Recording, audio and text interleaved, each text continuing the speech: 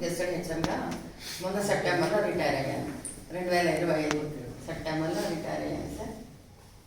ఈనాటి ఈ కార్యక్రమానికి వేదిక పైన ఉన్న పెద్దలందరికీ నా నమస్కారం, వేదిక ముందున్న పెద్దలందరికీ కూడా నమస్కారం. అయితే ఈరోజు అందరు చెప్పిన విషయాలు వింటుంటే విశ్రాంతి తీసుకునే టైంలో మనం రోడ్డు ఎక్కాల్సిన పరిస్థితి ఏర్పడింది. అయితే మన ముఖ్యమంత్రి గారు ఇంట్లో తల్లి తండ్రి పిల్లల యొక్క బాగోగులు చూస్తారు. మనకు తండ్రి లాంటి వాడు మన ముఖ్యమంత్రి.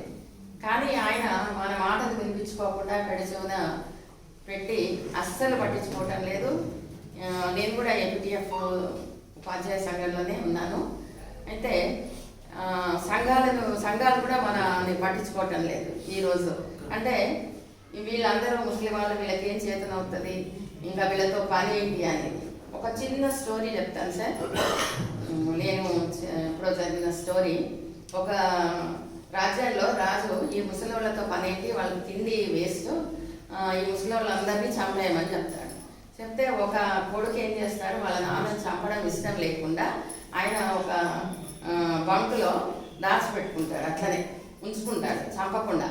తర్వాత ఆ రాజ్యంలో కరువు వస్తుంది.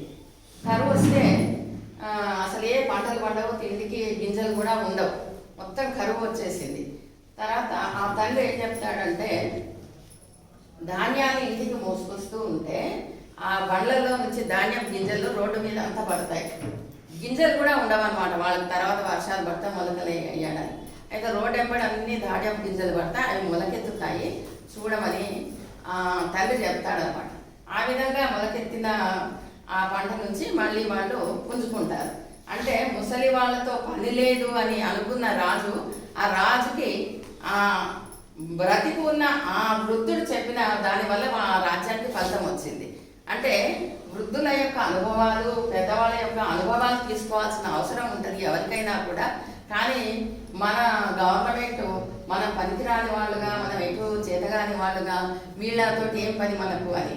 అంటే మనం కూడా సంఖ్యాబలంగా చాలా ఉన్నాము, మన ఓటు కూడా అతనికి ఉపయోగపడుతుంది, అది గ్రహించాల్సిన అవసరం ఎంతైనా ఉంది మన ముఖ్యమంత్రి. కానీ పెడచెవున పెట్టి మనని ఈ విధంగా రోడ్ల పాలు చేస్తున్నాడు.